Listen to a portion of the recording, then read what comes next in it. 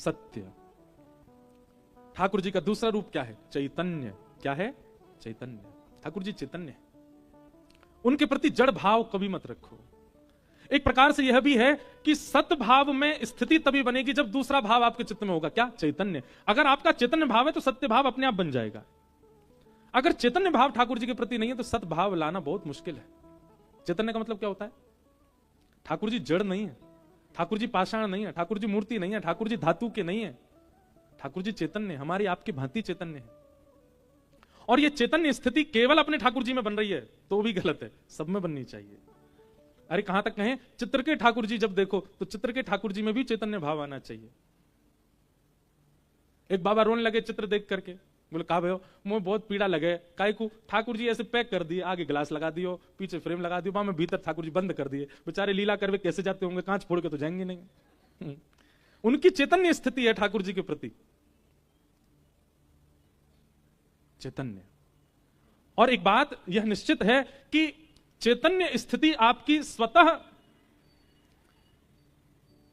अगर प्रकट होने लग जाए तो सेवा सीखनी नहीं पड़ेगी, सेवा आ जाएगी, अपने आप आने लगेगी, अपने आप भाव आने लगेगा।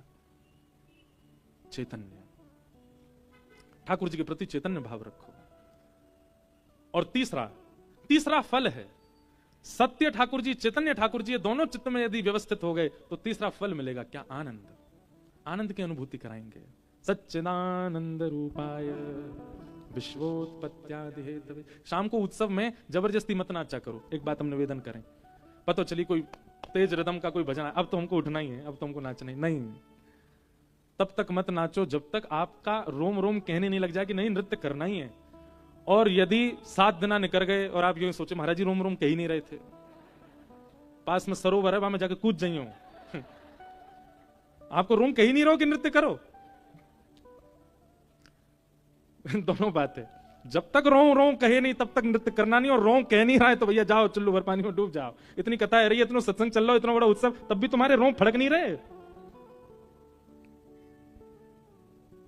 आनंद, ये आनंद कब प्रकट होता है? जब सत्य और चैतन्य स्थिति ठाकुर जी के चित्त में आ जाती, तब आनंद।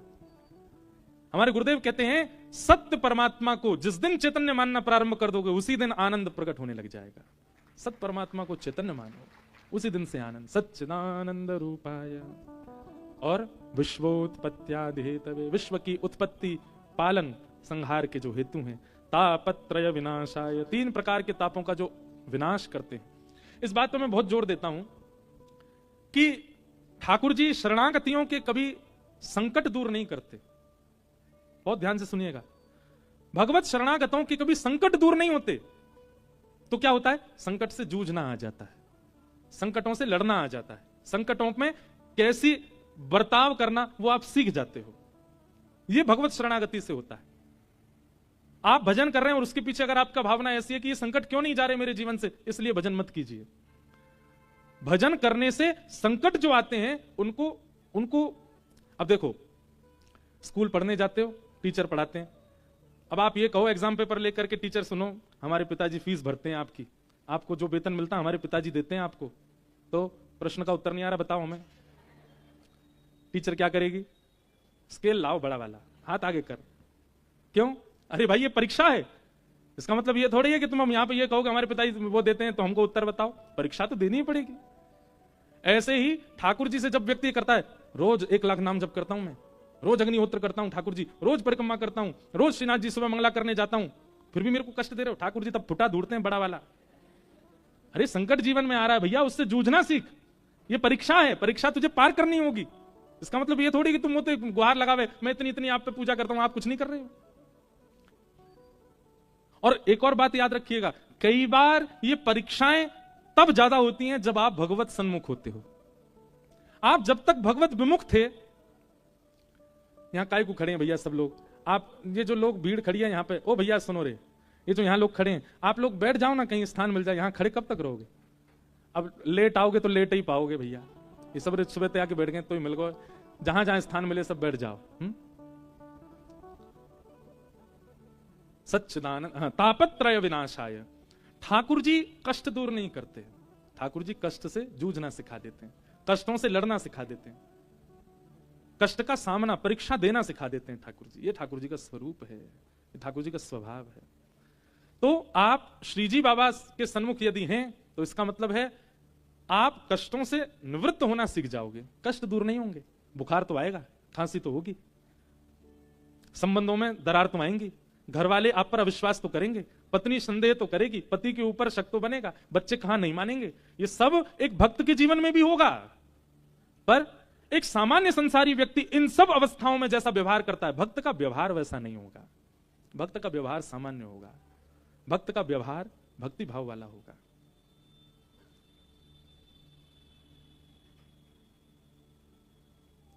तापत्रय विनाशाय श्री कृष्णाय वयम नमः। ऐसे श्री कृष्ण को हम बारंबार नमन करते हैं। तो कल ये श्लोक प्रारंभ हुआ महात्मा का, और हम यहीं रह गए, तो एक श्लोक से महात्मा पूर्ण कर रहे हैं। बोल भागवत महापुराण की। अब भागवत जी के प्रथम स्कंद में हम लोग प्रवेश कर रहे हैं। प्रथम स्कंद का प्रथम श्लोक, जन्माद्यस्य यतोऽन्वयादितरतश्चार्थे स्वविज्ञस्वराट् तेने ब्रह्म हृदय आदि कवये मुह्यन्ति यत्सूरयः तेजो वारिमृदां यथा विनिमयो यत्र त्रिसर्गो मृषा धाम्ना स्वेन सदा निरस्तकुहकं सत्यं परम धीमहि। परम सत्य परमात्मा को हम ध्यान करते हैं। जो परमात्मा कैसे हैं? जन्म आदि से जो परे हैं।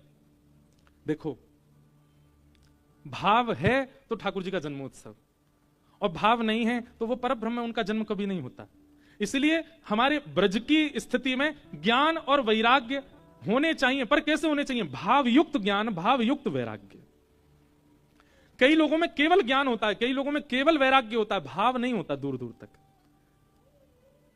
ऋते ज्ञानान न मुक्ति, ये वेद वाक्य है कि ज्ञान के बिना मुक्ति नहीं मिलती। लेकिन हम एक बात कहना चाहेंगे, भाव युक्त ज्ञान है तो ही मुक्ति होगी, नहीं तो ज्ञान तो रावण को भी था, ज्ञानी तो रावण भी था। भाव युक्त ज्ञान, भाव मतलब प्रेम युक्त ज्ञान। कथा से हम क्या सिखाना चाह रहे हैं? इस उत्सव का उद्देश्य, परसों प्रेस कॉन्फ्रेंस में हमसे पूछ रहे, महाराज जी इसका उद्देश्य क्या है? ये जो आप करते हो, आपके घर के ठाकुर जी अपने घर में ही कर लो उत्सव, जगह जगह जाके क्यों करते हो? हमने कहा देखो, उद्देश्य निजी तो बहुत सारे हैं, पर अगर सबके लिए पूछो तो एक उद्देश्य है। क्या? कि हम सेवा करते हैं, हम उत्सव मनाते हैं, उससे हम युवाओं को ये बताना चाह रहे हैं कि संसारी नृत्यों में, संसारी गायनों में आप लोगों को सुख मिलेगा, पर यहां उत्सवों में आकर के 7 दिन 7 क्षण के समान बीत जाएंगे, यहां आनंद प्राप्त होगा। संसारी सुख जब व्यक्ति भोगता है, रात भर नाचता है और फिर दिन में उठता नहीं है।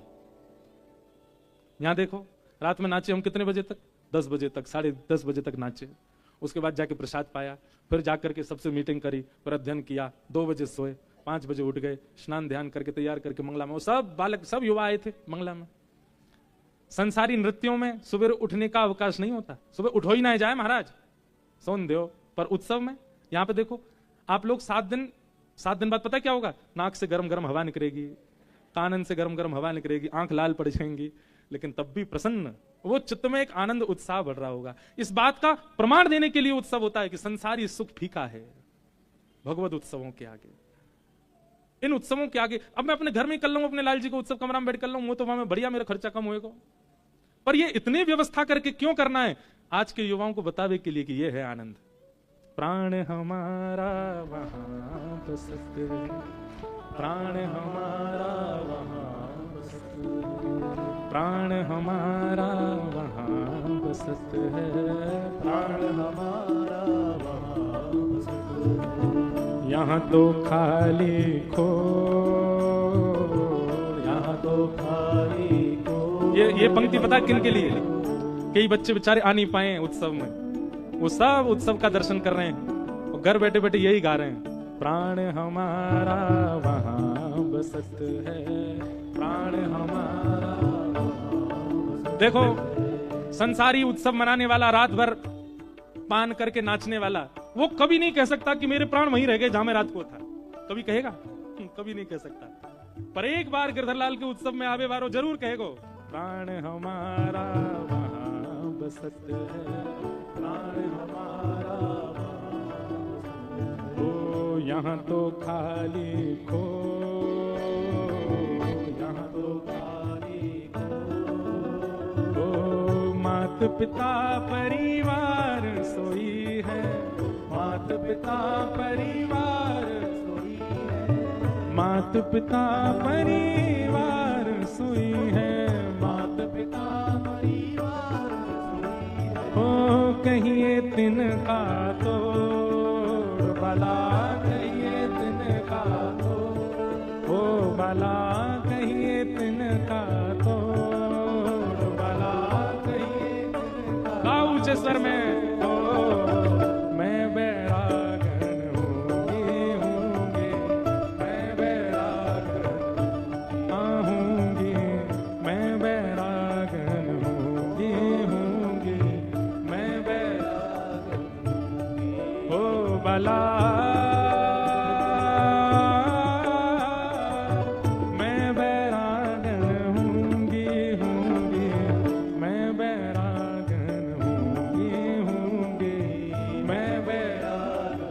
देखो ये पद भी मेरा गुरु है, क्योंकि इस पद ने गिरधर लाल जी से बहुत सारे बालकों को जोड़ा है। बहुत सारे बालक तो इसी पद के कारण श्री लाल जी के सन्मुख आए, फिर कथा से जुड़ गए। ये पद सामान्य नहीं है, मीराबाई की वाणी है। ओ बाला मैं बैरागन हूंगी हूंगी, मैं बैरागन हूंगी हूंगी, मैं बैरागन हूंगी। ओ जिन भेषा मेरो सावरो रीझे, जिन भेषा मेरो सावरो रीझे, जिन भेषा मेरो गिरधर रीझे, जिन भेषा मेरो गिरधर रीझे, जिन भेषा राधा रमण जूरी है, जिन भेषा राधा रमण जूरी है, जिन भेषा राधा वल्लभ जूरी है, जिन भेषा राधा वल्लभ जूरी है। मैं सोही भेष धरूंगी हो, मैं तो सोही भेष धरूंगी, अरे हाँ मैं तो सोही भेष धरूंगी हो, मैं तो सोही भेष धरूंगी, अरे हाँ मैं बैरागन होंगी होंगी, मैं बैरागन होंगी, मैं बैरागन होंगी होंगी, मैं बैरागन। बोलो श्रीनाथ प्यारे की जय हो।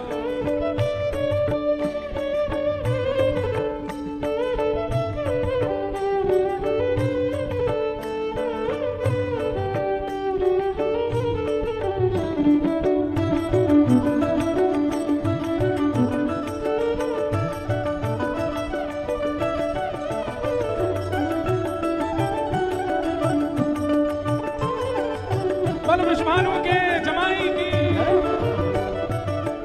कहो तो कुसुमल साड़ी रंगावा, कहो तो कुसुमल साड़ी रंगावा, कहो तो कुसुमल साड़ी रंगावा, कहो तो कुसुमल साड़ी रंगावा। ओ कहो तो भगवा भेष, कहो तो भगवा भेष, कहो तो भगवा भेष, कहो तो भगवा भेष।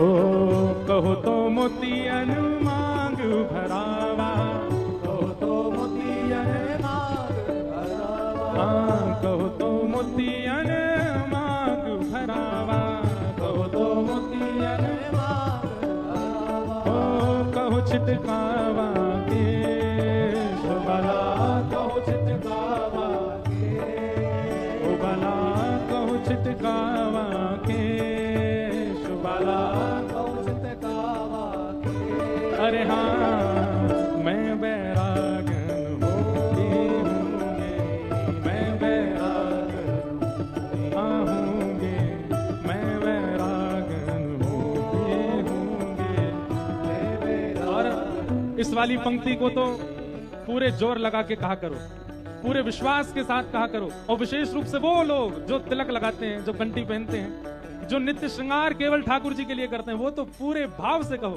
जिन भेषा मेरो सावरो रीझे, जिन भेषा मेरो सावरो रीझे,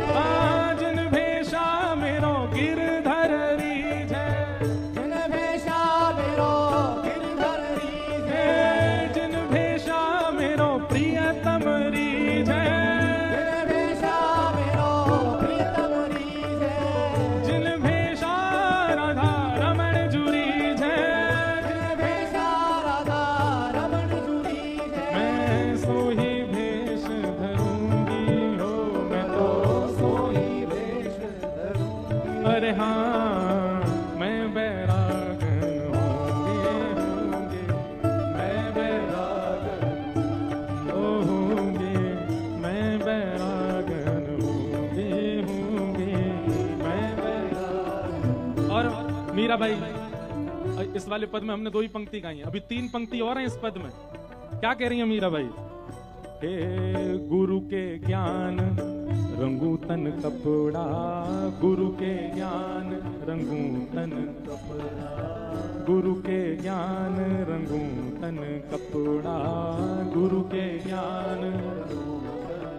और मन मुद्रा पहरूंगी, मन मुद्रा पहरूंगी, और प्रेम पीयूष हरि गुण गाऊं, प्रेम पीयूष हरि गुण गाऊं, प्रेम पीयूष हरि गुण गाऊं, प्रेम पीयूष हरि गुण गाऊं। हे चरणन लिपट रहूंगी, हो मैं तो चरणन लिपट रहूंगी, हो मैं तो चरणन लिपट रहूंगी, हो मैं तो चरणन लिपट रहूंगी। अरे हाँ मैं बैरागन होंगे,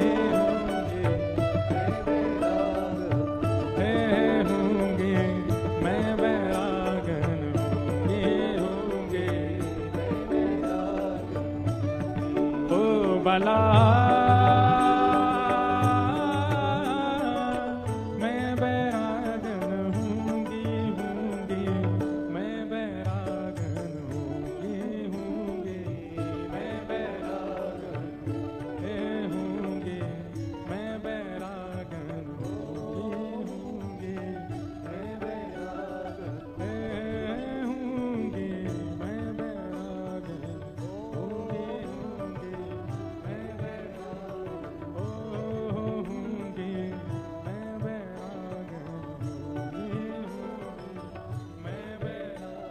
गिरधर लाल प्यारे की, गिरिराज धरण की, श्याम सुंदर श्री यमुने महारानी पूछ री के लौटा की। क्या बात है वंशी वारे श्याम। अभी कथा बच्ची है, बैठो विराजो। वाह,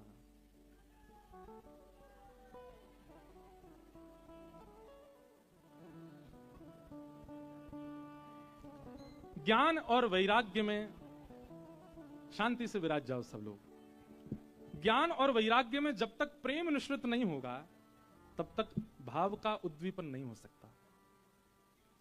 ज्ञान बहुत जरूरी है, वैराग्य भी आवश्यक है, त्याग भी जरूरी है, पर प्रेम युक्त प्रेम आवश्यक है। ठाकुर जी जन्म आदि से बिल्कुल परे हैं, पर यही ब्रज की लीला में आ जाए, यही श्रीनाथ जी के चिंतन में आ जाए, यही अनेक भावों में आ जाए तो वहां सब श्रेष्ठ हो जाता है। वहां ठाकुर जी जन्म भी ले रहे हैं, वहां ठाकुर जी सबन के संग खेल भी रहे हैं, ठाकुर जी को चोट भी लग रही है, ठाकुर जी को पीड़ा भी हो रही है। निर्गुण निराकार निरीह ब्रह्म जब प्रेम के सांचे में ढलते हैं तब कृष्ण बन जाते हैं। आप यदि प्रेम उपासक नहीं हैं तो आपके लिए वे नारायण रूप में रहेंगे, वे चतुर्भुज रूप में रहेंगे। लेकिन यदि आप प्रेम उपासक हैं तो आपके लिए वो कृष्ण बन करके आएंगे और कृष्ण लीला करेंगे।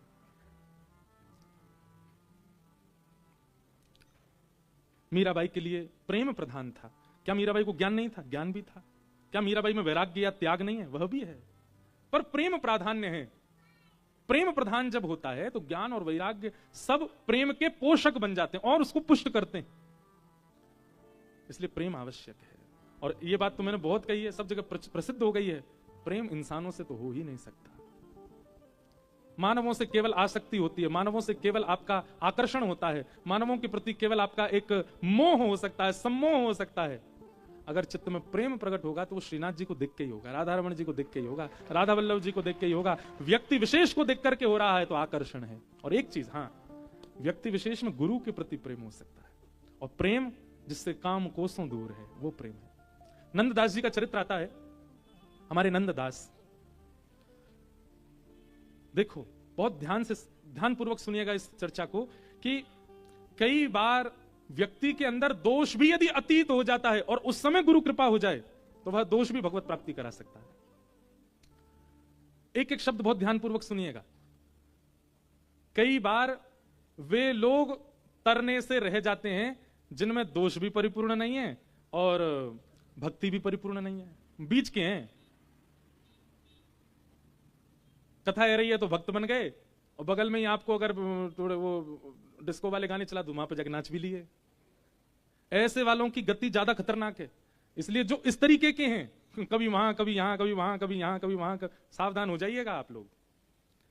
क्योंकि भगवत प्राप्ति या तो उसको होगी जो पूर्ण रूपेण वैष्णव हो चुका है, पूर्ण रूपेण एक ही तरफा है, और हां उसको भी हो सकती है पूर्ण रूपेण उसी तरफ है, उस पर अगर गुरु कृपा हो गई जो उस तरफ है, फालतू के कामों में ही अटूट महाराज दिन रात केवल उसी में ही लगा रहता है, उस पर गुरु कृपा होगी तो वह भगवत प्राप्ति कर सकता है। या पूर्ण रूपेण वैष्णव जो बन चुका उसको भी भगवत प्राप्ति, जो बीच मझधार में है, एक पाम मां भी धर रखो, एक पाम कथा में धर रखो है, ऐसी वाली बात जिनके अंदर है। और क्षमा कीजिएगा कान पकड़ के, इस कथा पंडाल में ऐसे लोग बहुत मात्रा में बैठे होंगे जो दोनों तरफ है।